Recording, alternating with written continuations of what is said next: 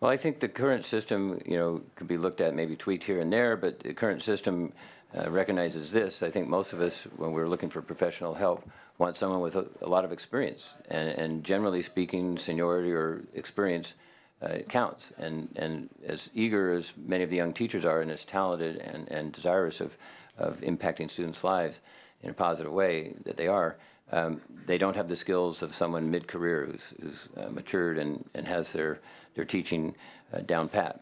So I think the best thing to do to prevent these layoffs is keep investing in education and obviously, have a balanced budget that can see us through the next recession so we don't have such a crisis as we endured during the Great Recession. Well, I think it would be really interesting to see where those people went. I think it's a good one, and we'll do some research and find out who's done the surveys, and maybe AXA has some information, the School Board Association, but I think it is a good question to figure that out. Yeah, and maybe just to get their reactions, because I'm sure when you have a lot of people that focus on becoming teachers and then run into that economic buzzsaw, that reverberates, and so that discourages a lot of other people saying, "Look at my experience." Right. So what's the point of going in that direction? So that's just one thought of you're supporting this $9 billion bond, but your governor doesn't, and your governor says that's 500. Our governor. Okay, now I know we can interrupt. I'm sorry. Our governor, thank you, has said, it's being paid out of the general fund. It's going to cost the general fund $500 million a year in paying principal and interest. So you're squeezing out the general fund, and so that's where I might not be supportive of this bond measure as well. Why is it not coming out of Prop 98 funding? It's been traditional that it comes from the state general fund, the bond indebtedness, for a variety of different types of bonds, investing in whether it's open space and parks or transportation, have come from the general fund. And yes, there's a lot of calls on the general fund. I mean, you're going to hear from higher ed. I'm a regent in the CSU. I'm a regent in the UC system and a CSU trustee. So we have many needs, medical health needs, also going after the same dollar. However, I would argue that, our most important priority is educating our students to be prepared for the future and having them in decrepit facilities, leaking roofs, HVAC systems not working, buildings. I was in Los Angeles talking to a school board member just the other day of a different district in the county of Los Angeles, and a large portion of their buildings are over 50 years old. A significant chunk of their buildings, number of their buildings are over 75 years. Number of campuses I visit are 100 years old. And students need the good lighting. They need the computer bandwidth and accessibility to the internet. They need good science labs, good career tech facilities. So this is an investment package that I think the voters will heartily embrace. It is a good investment. It's buying up front. It's like a home investment in some ways. Yes, it's like a mortgage. You need to pay it off over the 30 plus years, but I think it's a wise investment, and if we're going to invest more in the operations of the school and in the potential and in the professionalism of the employees and staff, shouldn't we also do it in the facilities? That's the way I look at it.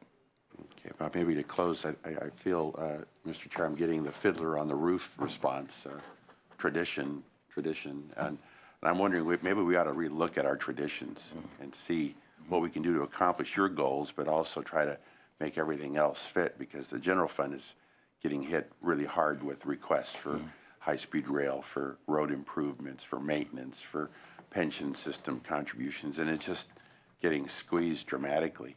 So maybe as we have, I think now, a robust Prop 98 program, and the numbers have been really great, and I'll probably save those questions for later, but it seems to me that there's room inside Prop 98 to take care of your bond measure, and then that might be more palatable to me. But thank you for being here. Appreciate it. Thank you, Assembly Member, Vice Chair. Appreciate it. And I think again, it's a dilemma. It's a question of priorities and figuring out how to balance everything. I think again, Prop 98 was supposed to be a floor, not a ceiling, and it is not delivered as much as whether again we're 42nd in the nation or 35th in the nation. We're far back from where California used to be, and I think it's a good opportunity to invest in the bond measures as well as the classroom operations.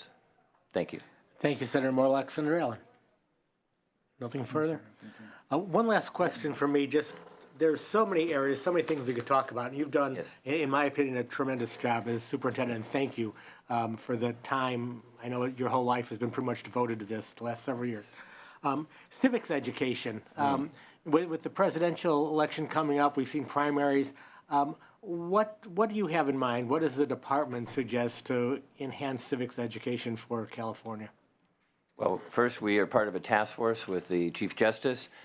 Just hosted a meeting in my office yesterday with Justice McConnell from San Diego area, and we have a number of jurists involved, and we have a curriculum. It's a democracy empowerment civics effort, and we have pilot counties around the state. I'll send you some information, but it is something that got pushed aside, shoved aside, lost, frankly, in terms of a keen focus on how the executive and legislative and judiciary interact with each other. So we'll be glad to give it to you in terms of how we're moving it out into schools. Many schools are embracing it. We have a competition for students to do essays and projects around civics and civics engagement. And so I'm glad that we have a group that's focused on it, and the Chief Justice has been marvelous in her work. Very good. Again, thank you so much for appearing here before us. Thank you. Thanks. At this point, I will invite our first full panel, listed as panel number 2, up to the table. We have Lisa Merszynski from the Department of Finance, Kenneth Capon from the Legislative Analyst's Office, Deborah Brown, are you coming back, from the Department of Education, and Dan Troy from the Community College Chancellor's Office.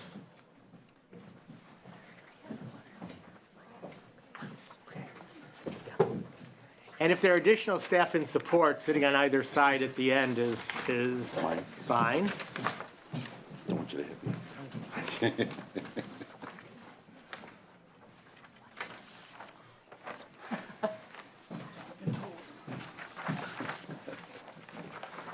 And Ms. Merszynski, you will begin our discussion on panel number 2. Good morning, Lisa Merszynski with the Department of Finance. I almost gave you the key to my proposal here.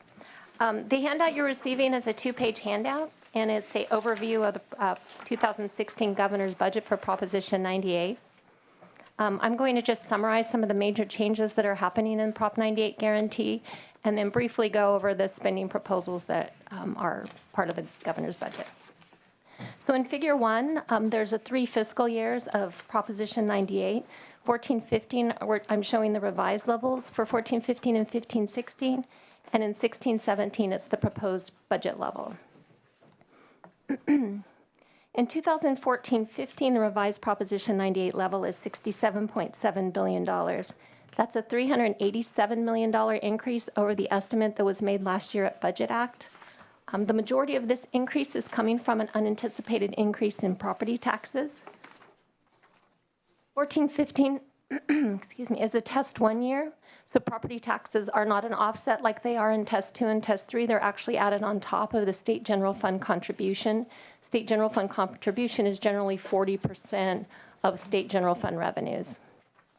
The $441 million increase in property taxes increases brought down slightly due to some adjustments in the revenues. In 2015-16, the revised Proposition 98 level is $69.2 billion. That's a $766 million increase over the 15-60 estimate, or made at Budget Act. The majority of this increase is due to increase in revenues. Revenue increased by $3.6 billion to $120 billion. And the revenues triggered a maintenance factor payment of $810 million, which is the reason for the increase. This was brought down slightly due to some changes in estimates in average daily attendance. We're in a Test 2 year in 15-16. In 2016-17, the Prop 98 guarantee is estimated to be $71.6 billion. That's a $2.4 billion increase over the revised 15-16 level, and a $3.2 billion increase over the level estimated for the 15-16 Budget Act. The majority of this increase is from the increase in revenues, the $3.9 billion increase over the 15-16 revised level, and the new revenue estimate is $124.2 billion. 16-17 is a test 3 year, so some of the major contributing factors are the increases in revenue. A test 3 years, the increase is the prior year appropriations for Proposition 98 receive an adjustment for per capita, the growth in per capita general fund, and that growth we're estimating to be 2.9%. In addition, in this test 3 year, there's a supplemental appropriation being applied of $475 million. The supplemental appropriation in a test 3 year ensures that Proposition 98 on a per capita basis grows as fast or at least as much as the other side of the budget. So it protects Prop 98 at this lower test 3 funding level to ensure that it's doing as well as the rest of the state. Additionally, in a test 3 year, maintenance factor is created, and the maintenance factor amount this year created is $548 million. And I neglected to say that the $810 million payment in 15-16 actually retired the maintenance factor balance, but in 16-17 it's created again, and the new balance is $548 million. Going down to figure 2, just summarizes the available resources to spend. The first 3 are just the increases in the guarantee that are available. Those are considered new resources, just Prop 98 increases. In addition, there's other adjustments that occur within the minimum guarantee, one-time technical adjustments that have made available $774 million in resources. The majority of that is the $600 million that was provided to one-time costs in the 15-16 budget. In 16-17, that $600 million is now available to spend. Additionally, the governor's proposal includes $257 million towards a Prop 98 settle-out payment. And then finally, the Department of Education has identified $84 million in Proposition 98 savings that's available for reappropriation. So the total available resources in this governor's budget are $5.4 billion. Figure 3 just provides you just with a summary, quick summary of how those $5.4 billion in resources and the spending are broken down into one-time and ongoing categories. And then if I may, figure 4, very briefly in figure 4, it highlights the investments that have been made over the past 6 years towards paying down and retiring Proposition 98 obligations. So in 11-12, the outstanding obligations were $27.5 billion. And as you can see in 16-17, the balance after the payments made in this proposal will be $3.4 billion. On the other side of this sheet is the actual spending plan for the governor's budget. It lists a detailed list of all the proposals that are included in the spending plan. They're broken down into, again, one-time and ongoing, K-12 and community colleges. So again, I'm just going to highlight a few of the majors, and then some of my colleagues are here if you would like more details in any of the spending proposals. So there's $2 billion in one-time funding provided in this plan, the largest of which is the $1.3 billion in discretionary funding provided. This has been done in the past. This funding would go out to meet local needs and priorities. It would go out on an ADA basis, average daily attendance, as it has in past budgets, and it would be applied toward any outstanding mandate balance. There is $300 million included for career technical incentive grants. This incentive grant program is administered by the Department of Education. This is part of a 3-year program that was included in last year's budget that will allocate over $900 million. $400 million was allocated last year, $300 million this year, and there's an estimate for $200 million next year. So that's a total of $1.6 billion with all of the others for K-12 in one time. There's $400 million in one time for community colleges in this plan, the largest of which is $290 million provided for deferred maintenance and instructional equipment acquisition, and then $76 million for discretionary funding also for community colleges. It will go out, as it has in the past, on a full-time equivalent basis. That brings us to the ongoing expenditures. There's $3.4 billion in ongoing spending included in this plan. As in the past budgets, the governor continues to prioritize moving local control funding formula towards full implementation. There's $2.8 billion invested toward that goal. This $2.8 billion closes 49% of the gap and will fund local control funding formula at 95% of target. Another proposal in the governor's budget, as Superintendent Torlakson mentioned, is the early education block grant proposal, which consolidates all of the pre-kindergarten services into one block grant. It collapses and shifts funding for transitional kindergarten, preschool, and then the quality rating improvement system into one. This program is intended to target low-income and high-needs students and allow locals to have flexibility in providing those pre-kindergarten services. There's a stakeholder process that is underway, and we're hoping to have more details on that at the May revision. For community colleges, there's $400 million in ongoing proposed, the majority of which is for strong workforce program, career technical education, $200 million for the strong workforce program. This $200 million enables the community colleges to expand access to CTE programs. And then there's $48 million also for strong workforce program. This is for the ongoing basis of the Pathways program. And the Pathway program aligns K-12 technical CTE with that of community colleges. The only other item I'll mention in this is the $115 million that is being provided for enrollment growth at community colleges. This would reflect a 2% increase in full-time equivalent students.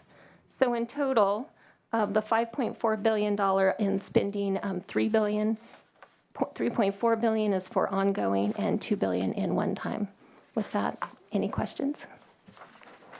Thank you. I think what we'll be doing is waiting until the entire panel presents, and then we'll be asking for questions. So we'll move now to the Legislative Analyst's Office. Mr. Capon.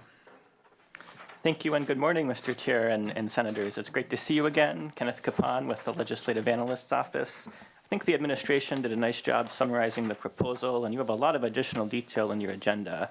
So rather than rehash all that again, I'll point out a few additional details and move directly to our assessment. We have a handout today, so I'll start there with page 1 of our handout.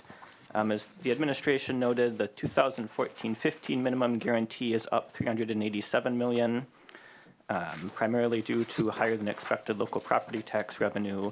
In addition, the state is making a maintenance factor payment of $5.4 billion. It's the largest maintenance factor payment the state has ever made.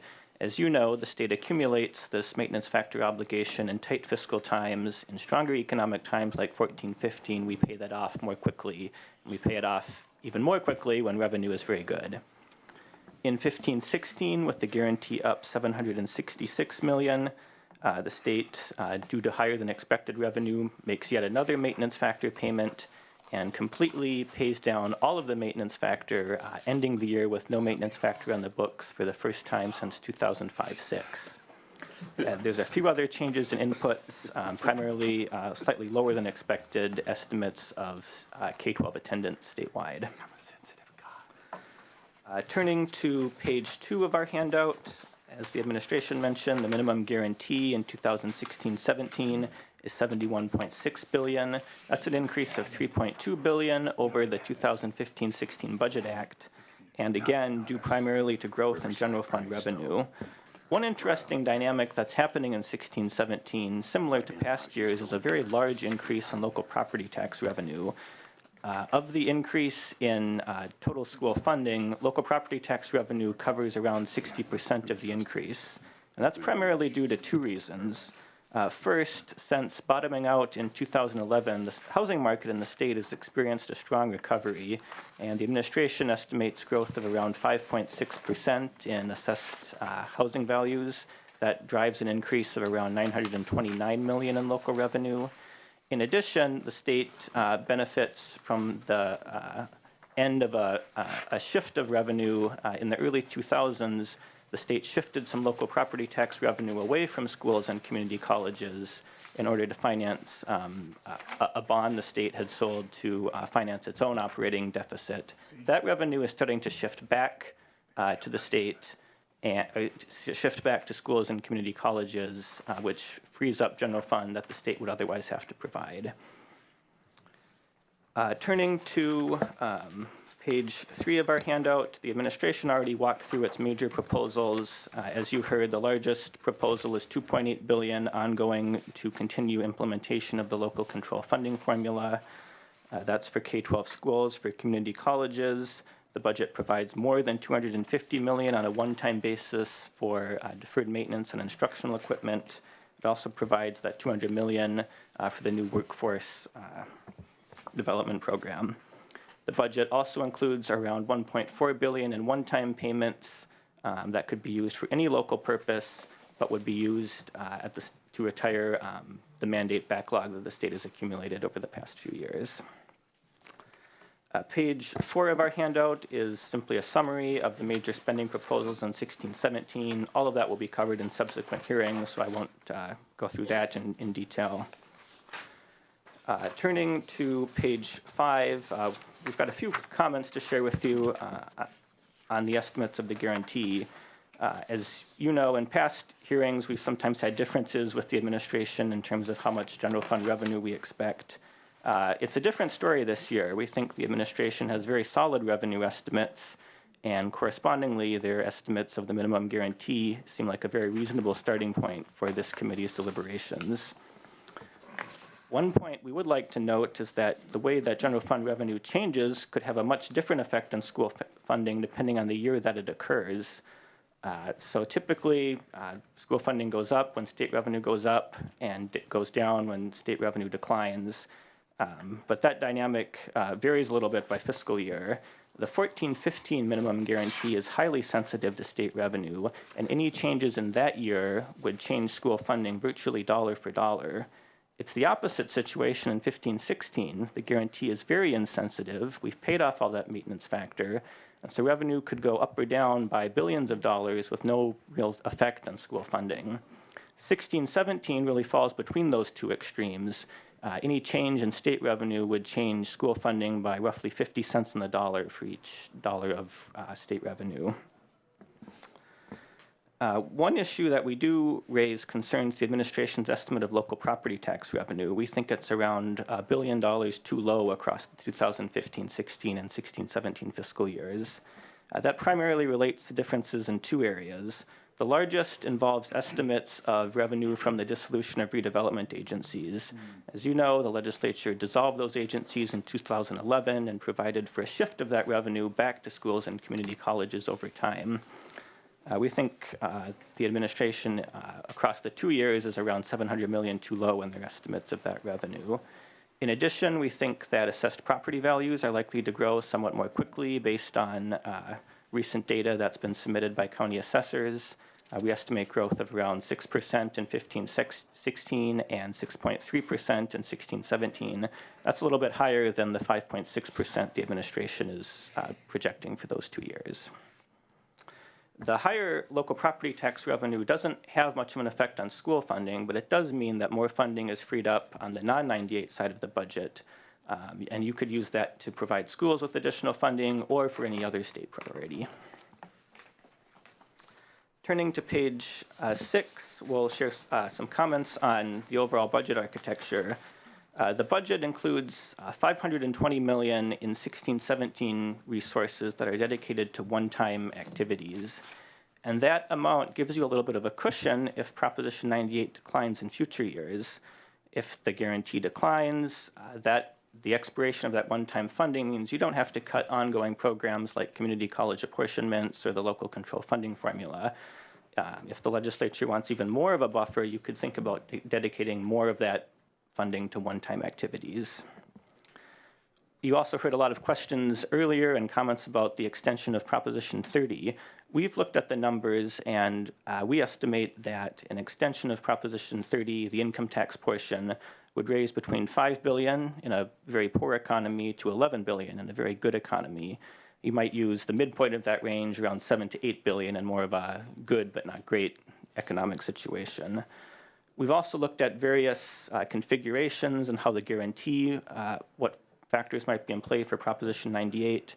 And in most of those scenarios, the guarantee increased by roughly 50 cents on the dollar for each dollar of additional revenue. So if this measure raised, say, 8 billion on an ongoing basis, school funding might increase by around 4 billion on an ongoing basis. We've also been asked about the likelihood that the state makes a deposit in the new state school reserve that was created by Proposition 2. That continues to seem unlikely to us.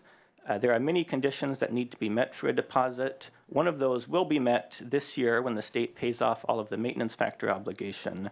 But some of the other conditions, like the requirement for Test 1 to be the operative test, for state revenue to be growing very quickly, that doesn't seem to be likely within the next few years. Lastly, turning to page 7 of our handout, one very big issue at the local level concerns the increase in district retirement contributions. As you know, the state adopted a comprehensive plan in 2014 to fully fund the state teachers' retirement system. In addition, the CalPERS, the system that provides retirement pensions for classified employees, also is adopting rate increases to fully fund that system. In the initial years, so since 2013-14, district contributions for those systems have grown by around 800 million. Proposition 98 has grown around 10 billion. But it's a little bit of a different story over a longer period of time. If we look from 2013-14 to 2019-20, we estimate that district contributions for those two systems will increase by around 5 billion. And that could be anywhere from a quarter to as much as half of the new school funding over the period. So school funding does continue to outpace that cost increase, at least for some schools and some community college districts. But it's a very challenging situation, and it's something you'll likely be hearing more about as districts make changes to accommodate those higher costs. I think that concludes our comments. Happy to take any questions.